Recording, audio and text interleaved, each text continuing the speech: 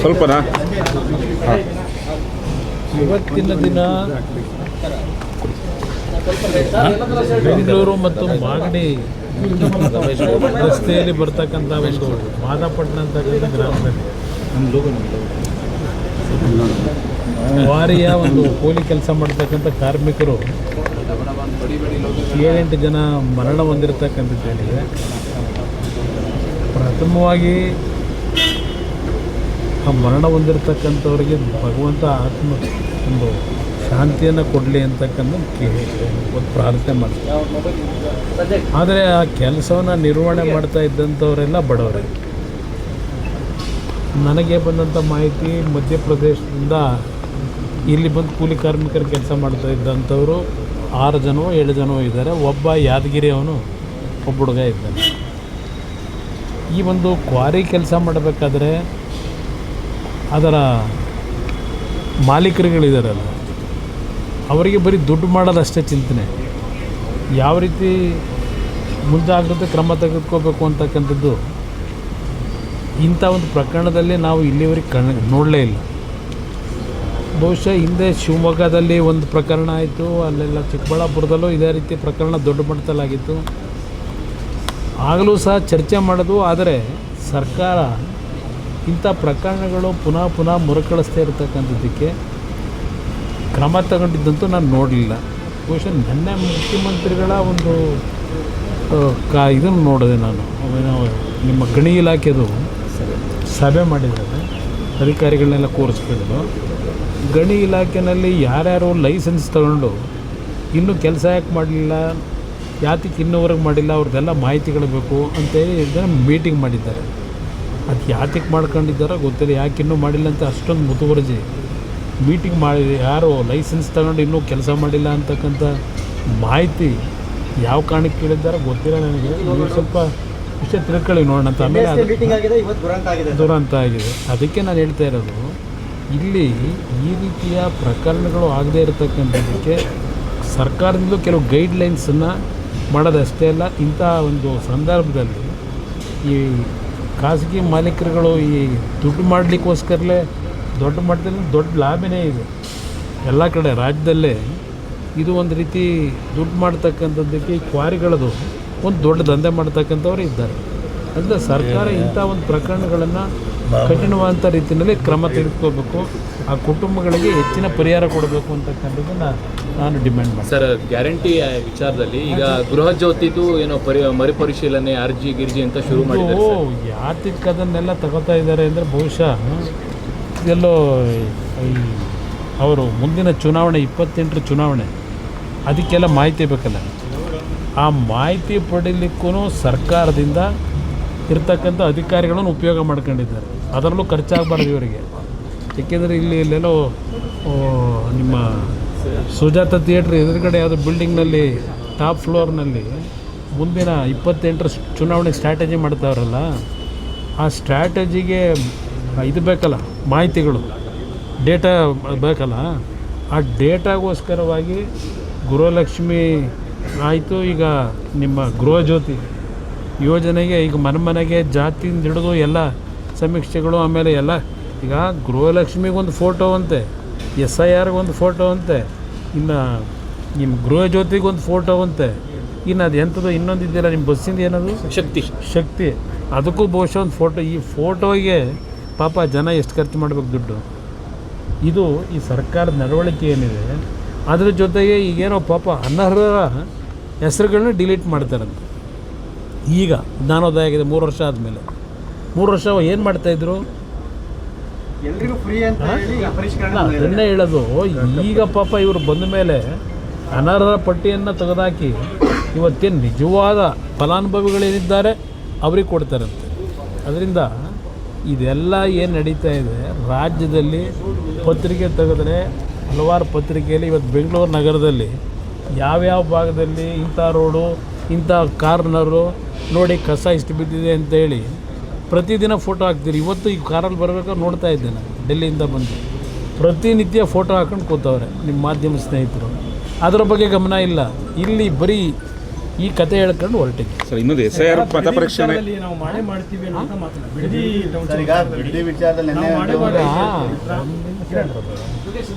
ಈಗ ನೆನ್ನೆ ರಾಮನಗರದಿಂದ ಆಯ್ತಲ್ಲ, ಬಿಡಿದಿದೆ ಅಲ್ವಾ, ರಾಮನಗರದಿಂದ ಒಂದು ಡೆಲಿಗೇಷನ್ ಬಂದಿದೆ. ರಾಮನಗರದ ನಗರದ ಅಭಿವೃದ್ಧಿಗೆ ಏನೋ ಒಂದು 770 ಕೋಟಿ ಕಾಮಗಾರಿಗೆ ಒಂದು ಹಣ ಬಿಡುಗಡೆ ಮಾಡಿಕೊಡ್ಬೇಕು, ನಮಗೆ ಸ್ಯಾಂಕ್ಷನ್ ಮಾಡಿ ಅಂತ ಬಂದಿದ್ದಾರೆ. ರಾಮನಗರದಿಂದ ಅದಕ್ಕೆ ಬಂದಂಥವ್ರಿಗೂ ಆ ರಾಮನಗರದ ಟೌನ್ ವಿಷಯದಲ್ಲಿ ಕೆಲವು ಸ್ಥಳೀಯ ಸದಸ್ಯರುಗಳೇನಿದ್ದಾರೆ, ಚುನಾಯಿತ ಸದಸ್ಯರು ಆ ವಿಷಯಕ್ಕೆ ಬಂದಿದ್ದಾರೆ. ಅವರೇನು ಬಿಡದಿಲ್ಲಿ ಅದೆಂಥದ್ದು ನಿಮ್ಮ ಟೌನ್ಶಿಪ್ ಮಾಡಿ ಅಂತ ಕೇಳೋಕ್ಕೆ ಬಂದಿಲ್ಲ. ಅವ್ರ ಮುಂದೆ ಭಾಷಣ ಮಾಡ್ಕೊಂಡವ್ರೆ. ಅವರು ಬಂದಿರೋದು ರಾಮನಗರ ಟೌನ್ನಲ್ಲಿ 770 ಕೋಟಿ ಕಾಮಗಾರಿಗೆ ಹಣ ಕೊಡಿ ಅಂತ ಬಂದವ್ರೆ.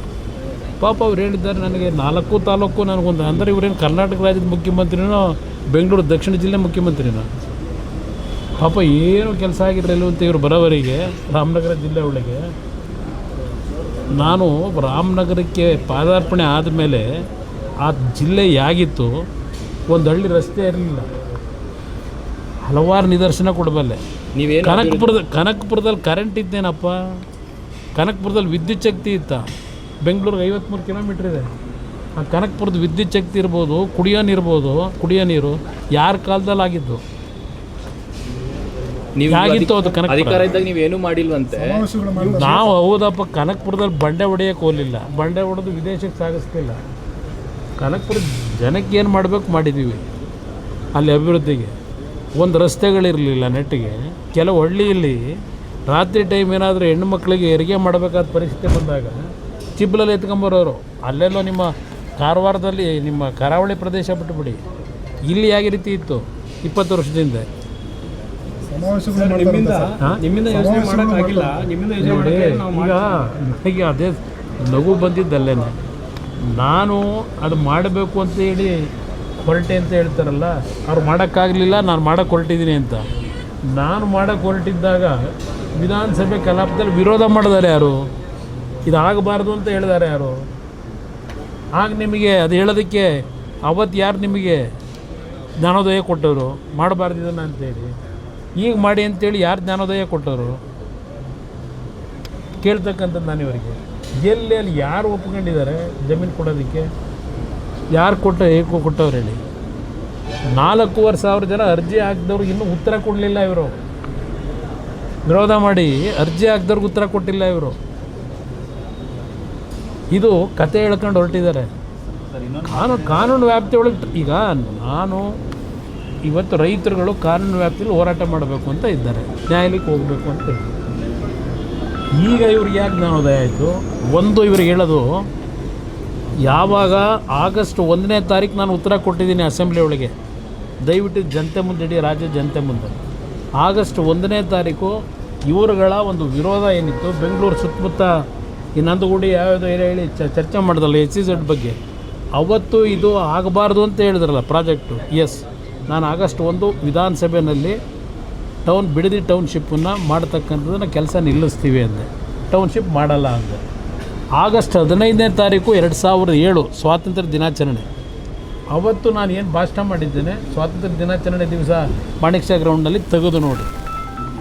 ಈ ಒಂದು ಬಿಡದಿ ಟೌನ್ಶಿಪ್ಪಿಗೆ ಇವರೇನು ವಿರೋಧ ಮಾಡಿದ್ರು, ನಂದಗುಡಿ ಟೌನ್ಶಿಪ್ಪಿಗೆ ಏನು ವಿರೋಧ ಮಾಡಿದ್ರು, ನಾನು ಆಗಸ್ಟ್ 15ನೇ ತಾರೀಕಿನ ಸ್ವಾತಂತ್ರ್ಯ ದಿನಾಚರಣೆ ಭಾಷಣದಲ್ಲಿ ವಿಶ್ವೇಶ್ವರಯ್ಯ ಬಡಾವಣೆ, ಶಿವರಾಮ್ ಕಾರಂತ್ ಬಡಾವಣೆ, ಕೆಂಪೇಗೌಡ ಬಡಾವಣೆ, ದೇವರಾಜ ಅರಸು ಬಡಾವಣೆ, ಹೀಗೆ 5 ಬಡಾವಣೆಗಳ ನಿರ್ಮಾಣ ಆಗಬೇಕು ಅಂತ ಹೇಳಿ BDAಯಿಂದ ಕಾರ್ಯಕ್ರಮವನ್ನು ರೂಪಿಸ್ತಕ್ಕಂಥದ್ದಕ್ಕೆ ಘೋಷಣೆ ಮಾಡಿದ್ದೇನೆ.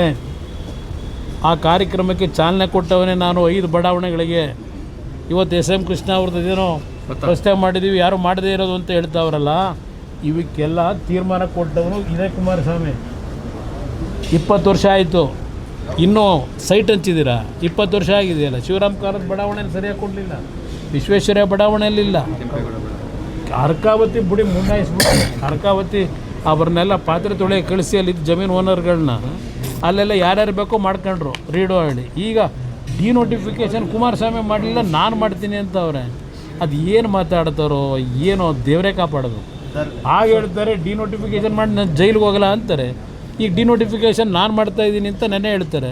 ನೋಡಿದೆ ಟಿ ವಿಲಿ ಭಾಷಣ ಮಾಡ್ತಾ ಇದ್ದು, ಅದು ಏನು ಮಾತಾಡ್ತಾರೋ ಅದು ಏನೋ, ಅದು ಎಲ್ಲೆಲ್ಲಿ ಜ್ಞಾನ ಇರ್ತದೋ ದೇವರೇ ಕಾಪಾಡ್ತಾರೆ. ಸರ್, ಈಗ ಹಾಸನ KIDBಲು ಸೈಟ್ ಕೊಟ್ಟಿಲ್ಲ, ರೈತರಿಗೆ ಕೊಟ್ಟಿಲ್ಲ ಅಂತ ಹಾಸನ ಸರ್ ರೈತರು ಹಾಸನಕ್ಕೆ ಹೋದಲ್ಲ ಬ್ರದರ್. ಮೊನ್ನೆ ಅದು ಯಾವುದೋ ಹೇಮಾವತಿ ಕೆನಾಲ್ದು, ಅದು ಯಾವುದೋ ಕೇರ್ಪೇಟೆನಲ್ಲಿ ದುಡ್ಡು ಕೊಟ್ಟಿಲ್ಲ ಅಂತ ಹೇಳಿ ಇದೆಲ್ಲ ಇದು ನಿಮ್ಮ ನೀರಾವರಿ ಇಲಾಖೆ ಟೇಬಲ್ಲು ಕುರ್ಚಿ ಎಲ್ಲ ಎತ್ಕೊಂಡು ಹೋಗಿದ್ದು ನೀವೇ ತೋರಿಸ್ತಾ ಇದ್ದೀರಿ ಈಗ ಒಂದು ವಾರದಿಂದ. ಹಾಸನದಲ್ಲಿ ಅಲ್ಲಿ ಯಾವ ಒಂದು ಟೌನ್ ಇದು IITಗೆ ಅಂತೇಳಿ ಜಾಗ ಅಕ್ವೈರ್ ಮಾಡಿದ್ರು. ಅವತ್ತು ಇದ್ದಂಥ ರೇಟು 2 ಲಕ್ಷವೋ 3 ಲಕ್ಷ ರೂಪಾಯಿ ಇತ್ತು ಅಲ್ಲಿ ಇದ್ದಂಥ ಬೆಲೆ, ಅವತ್ತಿನ ಭೂಮಿ ಬೆಲೆ. ಆ ಸಂದರ್ಭದಲ್ಲಿ 25 ಲಕ್ಷ ರೂಪಾಯಿಗಳನ್ನು ಕೊಟ್ಟಿದ್ದೇವೆ 2 ಲಕ್ಷ 3 ಲಕ್ಷ ಇದ್ದಂಥ ಸೈಟ್ ವ್ಯಾಲ್ಯೂಗೆ. ಅಲ್ಲಿ ಬೆಂಗಳೂರಿನಿಂದ ಹಲವಾರು ಜನ ಬಡಾವಣೆ ನಿರ್ಮಾಣ ಮಾಡೋಕ್ಕೆ ಅಂತ ಹೋಗಿದ್ದರು. ಅಲ್ಲಾಗಲೇ ಅಲ್ಲಿ ಒಂದು IIT ಒಂದು ಮಕ್ಕಳಿಗೆ ವಿದ್ಯೆ ಕಲಿಸ್ತಕ್ಕಂಥ ದೃಷ್ಟಿಯಿಂದ IITಗೆ ಅಂತೇಳಿ ಅಕ್ವಿಸೇಷನ್ ಮಾಡಿದರು. ಇನ್ನು ಡೈಲಿಯಿಂದ IITಗೆ ಆಗಿಂದ ಕೊಡ್ತೀವಿ ಅಂತ ಹೇಳಿದರು. ನಾನೇ ಮುಖ್ಯಮಂತ್ರಿ ಇದ್ದಾಗ ಇವರು ನಮ್ಮ HRD ಮಿನಿಸ್ಟ್ರು ಹರಣ್ ಸಿಂಗ್ ಯಾರೋ ನಮ್ಮ ಹೆಸರೇನಪ್ಪ ಅದಿರಲಿ ಅವರು ಕೊಡಲಿಕ್ಕೆ ಒಪ್ಕೊಂಡಿದ್ರು, ಕೊಡಲಿಲ್ಲ. ಆಮೇಲೆ ಬೇರೆ ಬೇರೆ ಏನೋ ನಡೀತು, ಅದು ಇರಲಿ. ಅಲ್ಲಿ ಏನಿದೆ, ಯಾರು ರೈತರಿಗೆ ದುಡ್ಡು ಬಂದಿಲ್ಲ, ದುಡ್ಡು ಕೊಡೋದಕ್ಕೆ ನಮ್ಮದೇನು ಅಬ್ಜೆಕ್ಷನ್ ಇಲ್ಲ. ದುಡ್ಡು ಕೊಡದೇ ಇರತಕ್ಕಂಥದ್ದು ಈಗ ಕೆಲವರು ಕೋರ್ಟ್ಗೆ ಹೋಗಿದ್ದರು, ಅದು ಕೆಲವು ಸಮಸ್ಯೆಗಳಾಗಿರ್ಬೋದು. ಸರಿಪಡಿಸ್ಕೊಟ್ರೆ ಅಭಿನಂದಿಸೋಣ, ಅದೇನು ತೊಂದರೆ ಇಲ್ಲ, ರಾಜಕೀಯ ಏನಿಲ್ಲ. ಅದರಲ್ಲಿ ಯಾರು ಏನು ಅವ್ರ ಪರ್ಮಿಷನ್ ತಗೊಳ್ಳೋಣ ಜಿಲ್ಲೆ ಬಿಟ್ಟು ಹೋಗ್ಬೇಕಾ? ನಮಗೂ 80,000 ಓಟ್ ಹಾಕವ್ರಲ್ಲಿ. ರಾಮನಗರದಲ್ಲಿ 80,000 ಹಾಕವ್ರೆ, ಮಾಗಡಿಲಿ 80,000 ಓಟ್ ಹಾಕವ್ರೆ. ಎಲ್ಲಿಂದ ಮೊನ್ನೆ ಈಗ ಆಗಿದ್ದರೆ ಮೊನ್ನೆ ಪಾರ್ಲಿಮೆಂಟ್ ಚುನಾವಣೆ ಆಯಿತು, ಅವ್ರ ತಮ್ಮನ ಮನೆಗೆ ಕಳಿಸೋದ್ರಲ್ಲ, ಹಂಗಿರ ಕನಕಪುರ ಬಿಟ್ಟೋಯ್ತವ್ರ. ಕನಕಪುರದಲ್ಲೇ ಎಲ್ಲ ಹಾಕೊಂಡು ಗುಡ್ಡೆ ಹಾಕೊಂಡು ಕೂತಿಲ್ವ, ಏನೇನು ಮಾಡ್ಬೇಕಂತ. ಇದೆಲ್ಲ ಚರ್ಚೆ ಇವತ್ತು ಚಕ್ರ ತಿರುಗ್ತಾ ಇರ್ತದೆ. ಮೇಲಿದ್ದಾನೆ ಕೆಳಗೆ ಬರ್ತಾನೆ, ಕೆಳಗಿದ್ದಾನೆ ಮೇಲೋಯ್ತಾನೆ. ಇದನ್ನು ಹೇಳ್ಕೊಂಡು ನಾನೇ ಇದು ಬಿಡ್ತೀನಿ ಪರ್ಮನೆಂಟ್ ಆಗಿ ಅಂದರೆ ಅದಾಗ ಕೇಸ್ ವಾಪಸ್ ತೊಗೊಂಡಿದೆ ಸರ್. ಹೈಕೋರ್ಟ್ ಅದಕ್ಕೆ ಸ್ಟೇ ಕೊಟ್ಟಿದೆ.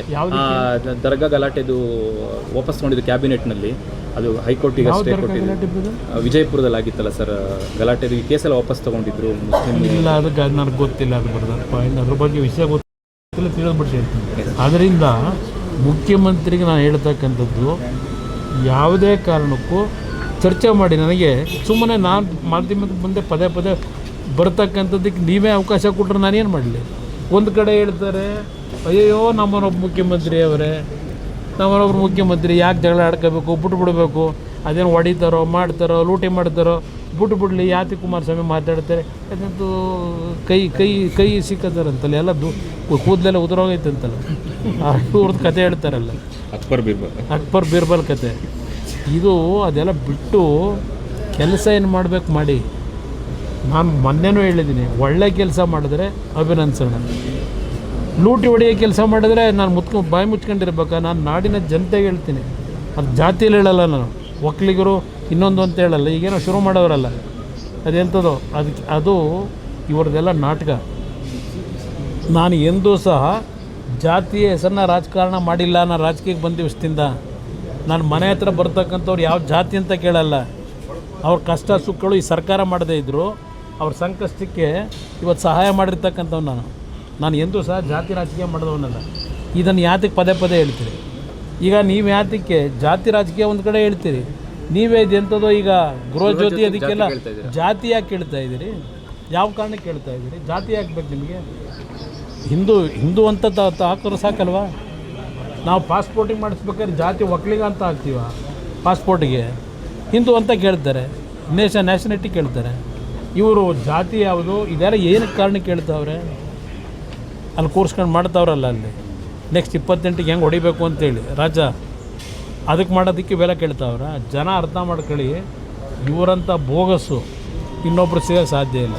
ಈಗ ಅದೆಂಥದ್ದು ಮತ್ತೆ KSRTCದು ಬೆಲೆ ಜಾಸ್ತಿ ಮಾಡ್ತಾರೆ, ಟಿಕೆಟ್ ಬೆಲೆ ಈಗೆಲ್ಲ ಇಳೀತದಲ್ಲ ಇನ್ನೊಂದು ವಾರ. ಈಗಾಗಲೇ ಎಲ್ಲ ಇದು LPGಗೆ ದರ ಇಳಿಸಿದ್ರು, ಈಗ ಪೆಟ್ರೋಲ್ದು ದರ ಇಳೀತದೆ. ಇದಕ್ಕೆ ನೀವು ಇಳಿಸ್ಬೇಕೋ ಏರಿಸ್ಬೇಕೋ? ನೀವು ಚರ್ಚೆ ಮಾಡೋಣ ಬನ್ನಿ. Yes sir, thank you. ನೀವೇ ಹೇಳ್ಕೊಬೇಕು. ಕಷ್ಟ. ಹೆಚ್ಚಿನ ವಿಡಿಯೋಗಳಿಗೆ ಪ್ರತಿಧ್ವನಿ ಯೂಟ್ಯೂಬ್ ಚಾನೆಲ್ ಸಬ್ಸ್ಕ್ರೈಬ್ ಮಾಡಿ, ಬೆಲ್ ಐಕಾನ್ ಕ್ಲಿಕ್ ಮಾಡಿ.